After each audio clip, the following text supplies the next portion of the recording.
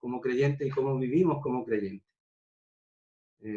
Ezequías, cierto, tiene su primer periodo de cuarentena. Toda la reforma que hace Ezequías dura 16 días, en la primera, ¿cierto?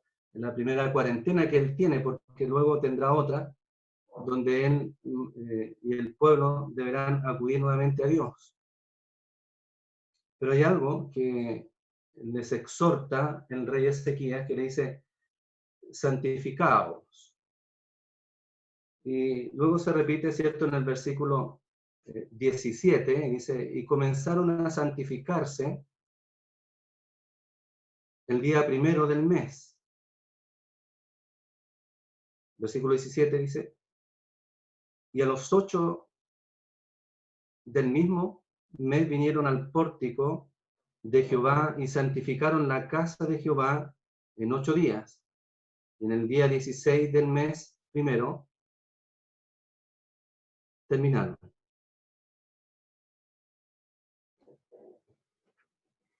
La palabra santificar o santificado es una palabra común para Israel, pero no muy conocida para nosotros. Tal vez la conocemos y lo único que sabemos que es apartarse para Dios. Pero toda esta palabra santificar ocurre en el Antiguo Testamento 170 veces. Y la palabra es kadach y tiene verdades tan profundas, ¿cierto?, para nosotros, que nosotros deberíamos saber y entender a profundidad, que muchas veces nosotros pasamos por alto lo que es la enseñanza de la Escritura, sobre todo en el Antiguo Testamento, que es la base, ¿cierto?, de nuestro sacerdocio, en cierta manera. Porque, como dice el apóstol Pedro, nosotros somos un reino de sacerdocio. Y también Apocalipsis dice que somos reyes y sacerdotes delante de él. Pero la palabra santificar es profunda y se repite bastantes veces en este libro.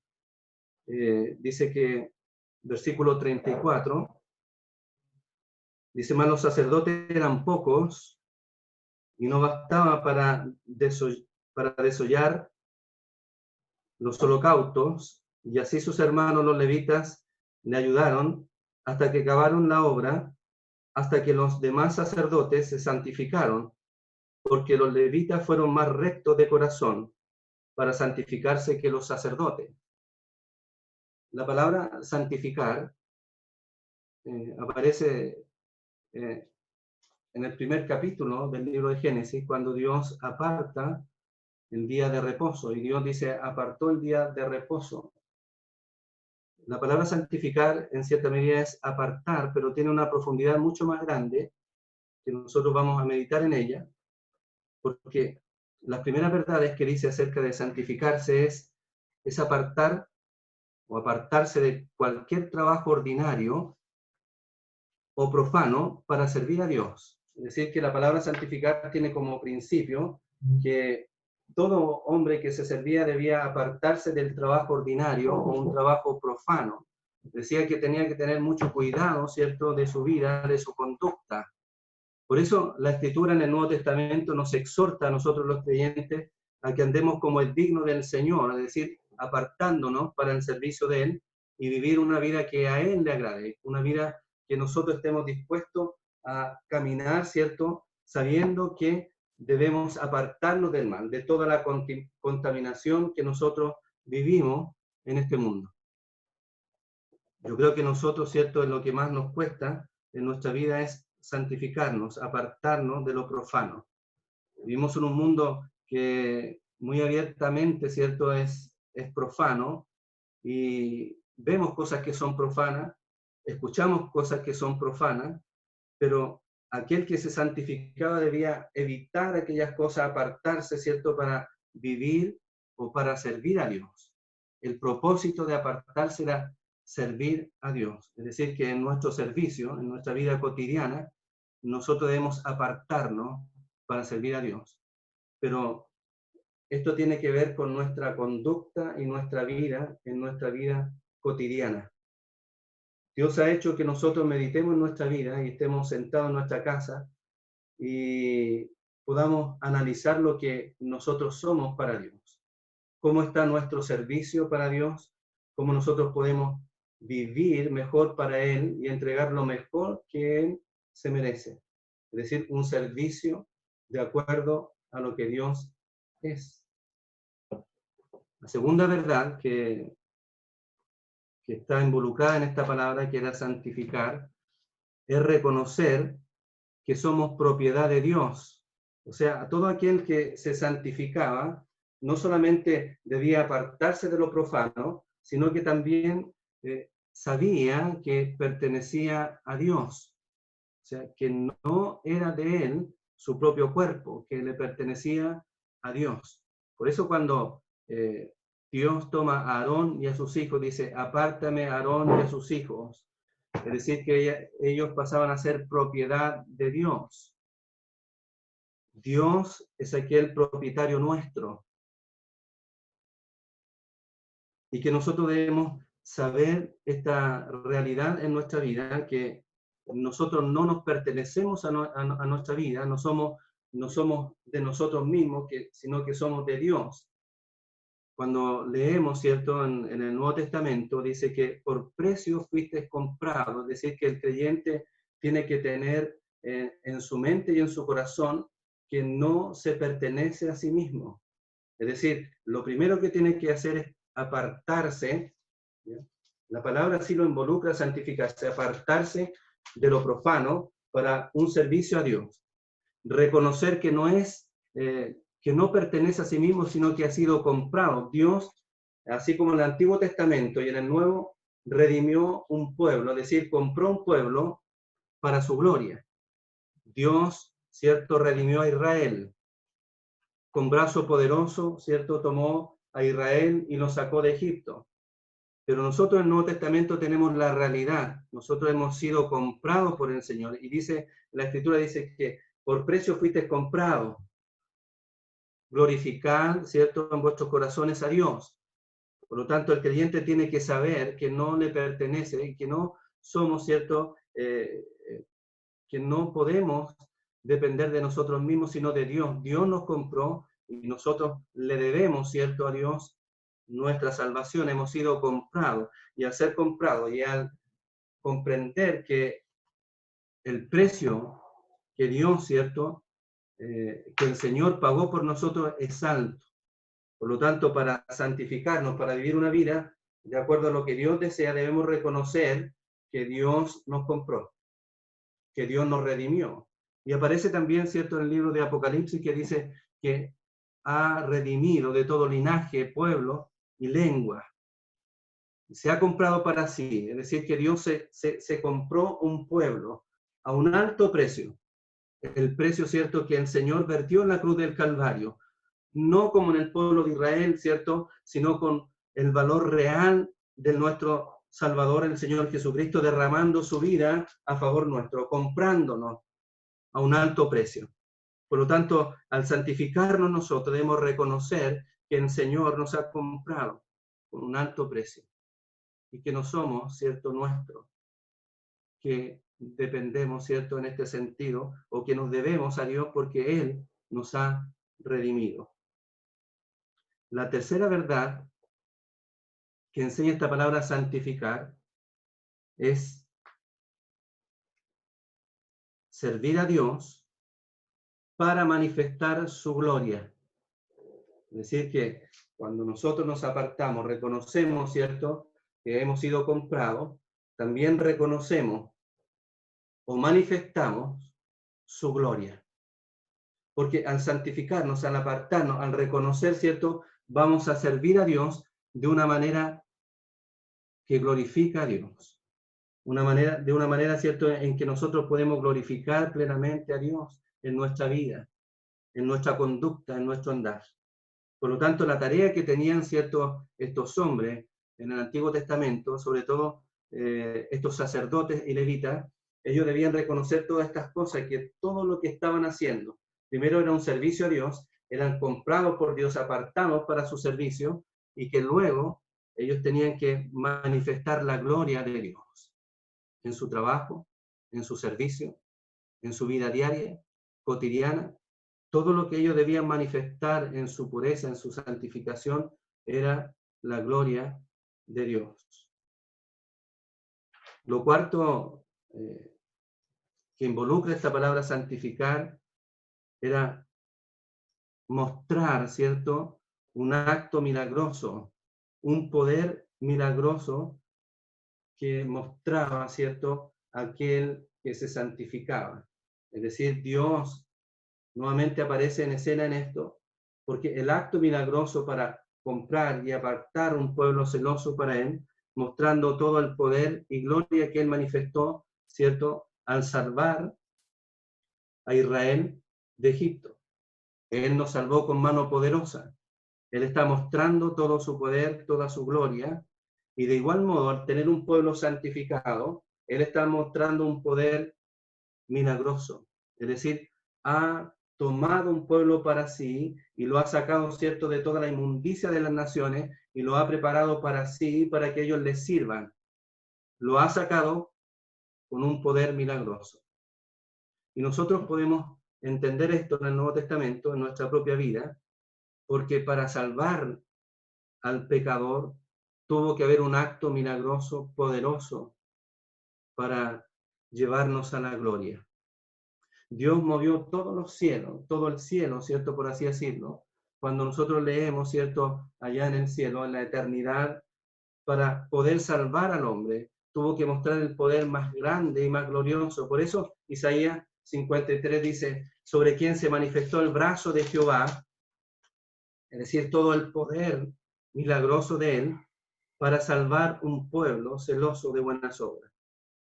El poder radica en la salvación de la cruz del Calvario.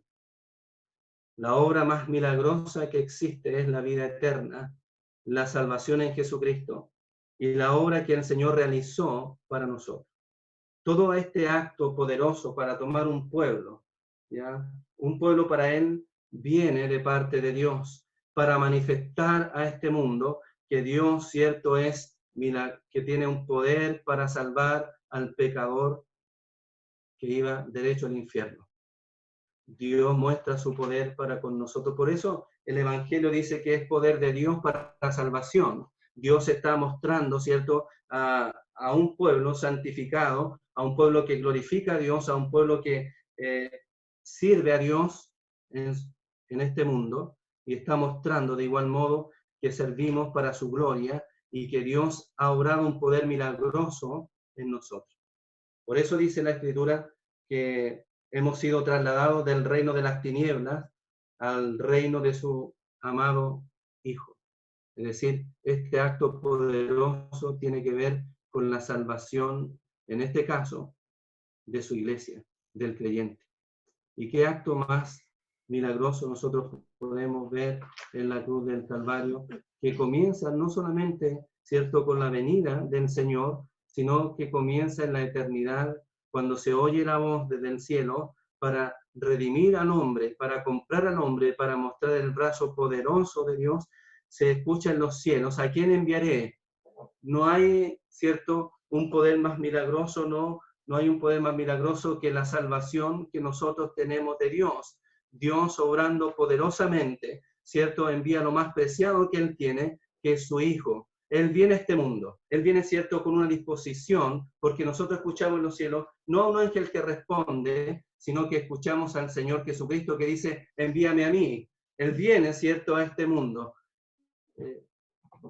Y es un poder milagroso. Todo el poder milagroso se halla, ¿cierto?, en la salvación de nuestra vida, nuestra redención, nuestra expiación. Todo se manifiesta en este poder milagroso. El Señor viene a este mundo, ¿cierto?, que es un acto milagroso. Cuando Él toma nuestra forma humana, dice: me preparaste el cuerpo. Él viene a este mundo, es un acto milagroso. Él camina en este mundo, muestra su poder a este mundo, mostrando todo su poder milagroso en la sanidad de este mundo. Pero cuando nosotros vemos la cruz del Calvario, vemos el poder milagroso para tener un pueblo celoso de buenas obras.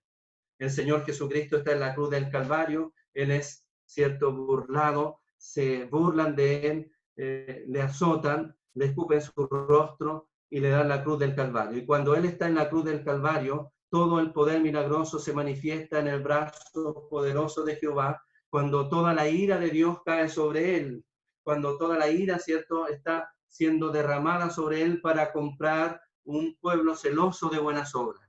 El Señor clama y Él dice, Elí, Elí, lama sabactani, Dios mío, ¿por qué me has desamparado? Comprando, ¿cierto?, un pueblo para su gloria. Nosotros tenemos el principio de la santificación en el Antiguo Testamento y nosotros somos la realidad, ¿cierto?, del Nuevo Testamento. Dios ha obrado un poder milagroso en nosotros. Y por último, la santificación era necesaria para este pueblo. Y nosotros vamos a ver porque la santidad de ellos reflejaba la santidad de Dios.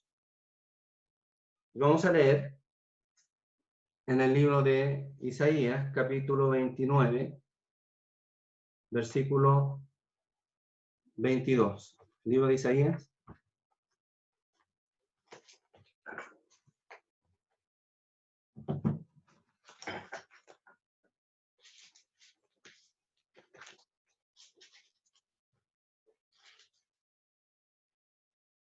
Versículo 17.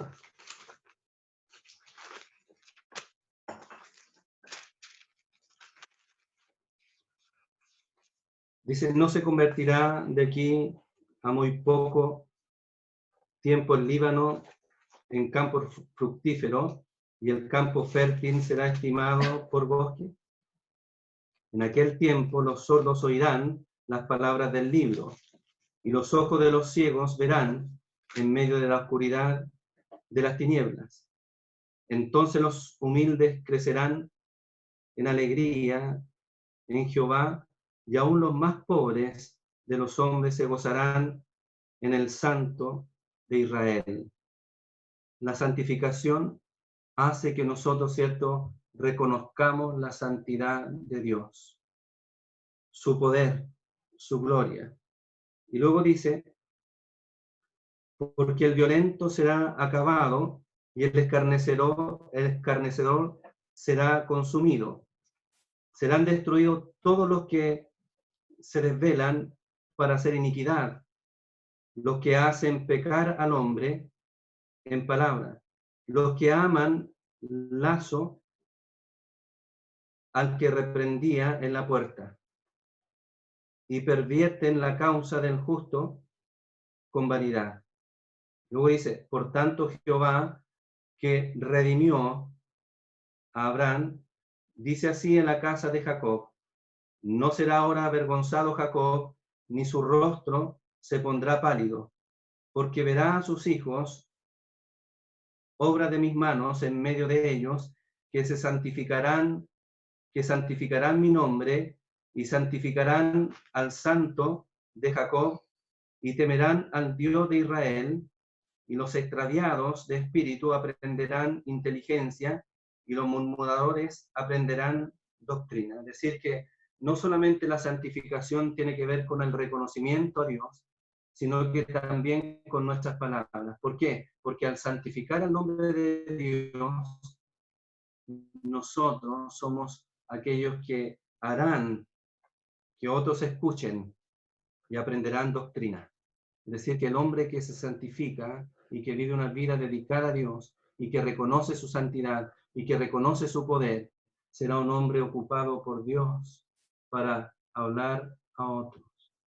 A veces la santificación, ¿cierto?, es tan importante en nuestra vida para que otros nos escuchen, porque muchas veces, lamentablemente, el pueblo de Dios tiene muchas cosas que otros, ¿cierto?, saben de nosotros y nosotros no podemos llegar con la palabra de Dios. Es decir, no hay una vida que agrade a Dios, no hay un servicio que agrade a Dios. Por lo tanto, lo que dice en Crónicas, ¿cierto?, es muy escrutadora nuestra vida.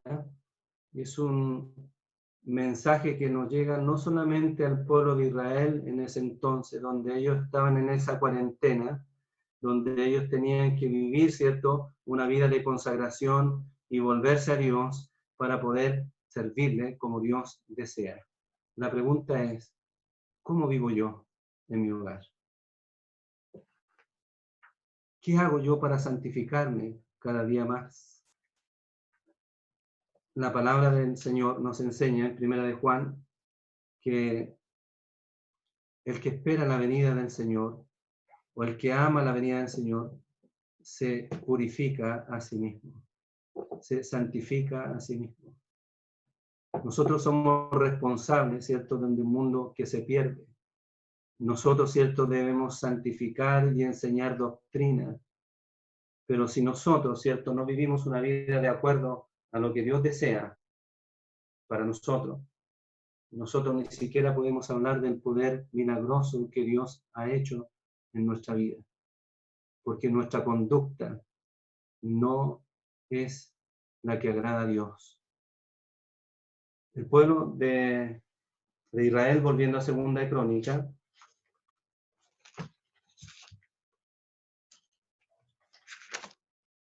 dice, se santificó y sacrificaron, ¿cierto?, a Dios y se gozaron.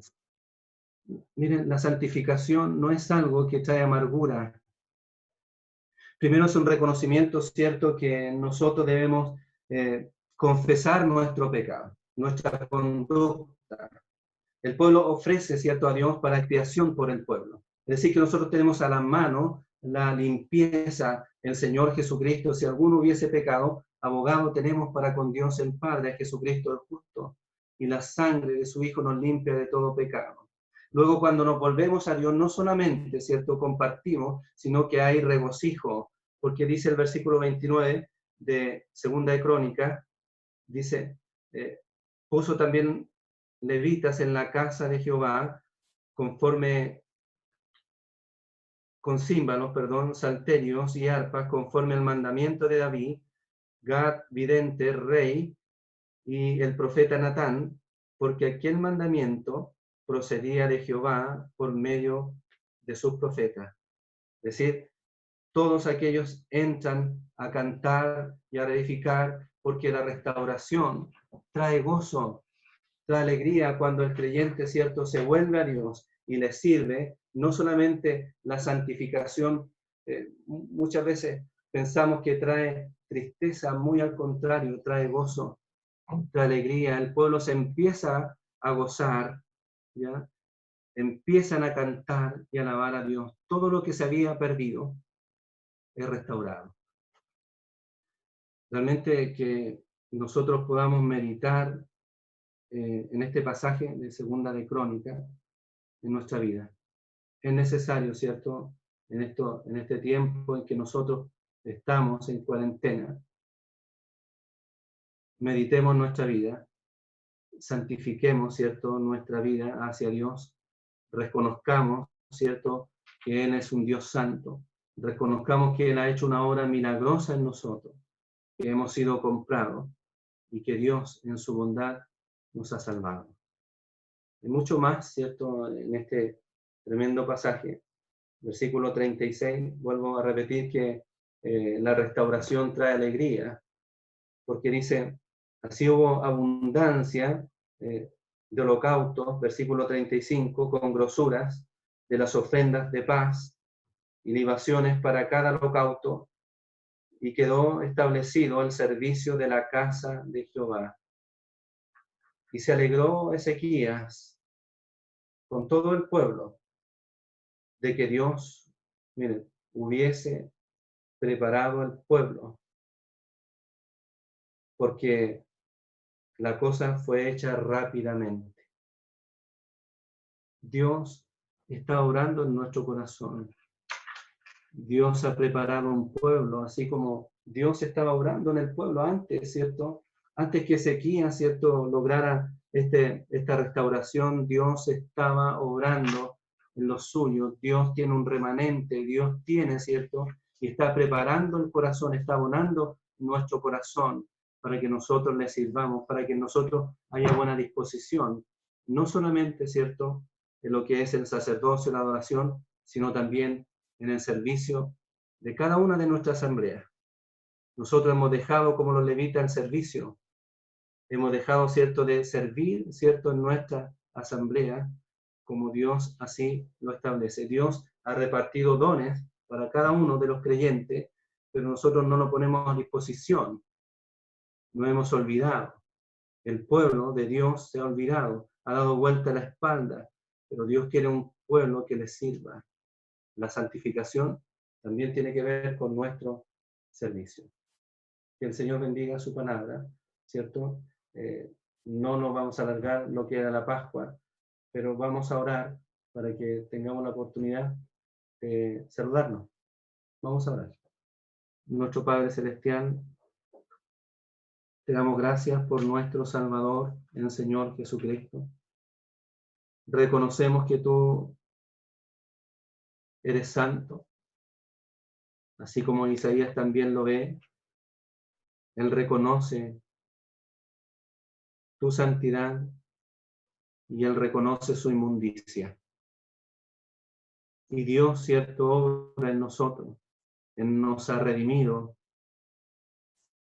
Y Padre Celestial, la redención la logró nuestro Señor Jesucristo. Somos salvos por Él.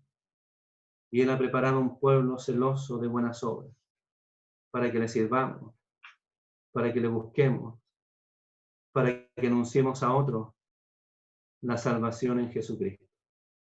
Damos gracias por tu palabra, damos gracias por los hermanos que están. Nuevamente rogamos por nuestras hermanas de más edad, para que tú en tu misericordia le bendigas. Que tú seas, Padre Celestial, en cada hogar aquí representado, y también por los que no están, que tú le bendigas. Que tú bendigas a nuestros hermanos a lo largo de Chile, y no solamente de Chile, sino también a través del mundo. Te damos gracias en el nombre de nuestro Señor Jesucristo. Amén. Amén.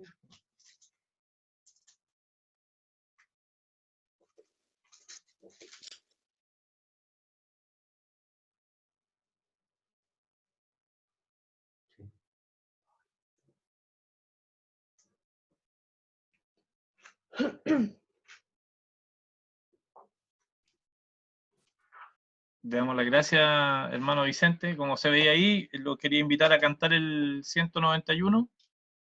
El 191 lo voy a poner en pantalla y lo cantamos la primera y la segunda estrofa. ¿Quién está ahí conectado? Sí, lo voy a poner en pantalla. Esperen un poquito, que ya los voy a tener que guiar. Yo no canto muy bien, pero creo que es el himno que conviene, ¿ya? Así que aquí les voy a compartir. Más santidad dame, más odio al mal, más calma en las penas, más alto ideal, más de mi maestro, más consagración, más celo en servirle, más grata oración, más prudente hazme, más sabio en él, más firme en su causa, más fuerte y más fiel, más recto en la vida, más triste al pecar, más humilde hijo, más pronto en amar. Yeah. Sí. Saludar a todos. Y ahora sí se pueden saludar todos, hermanos. Muchas gracias por acompañarnos en la reunión.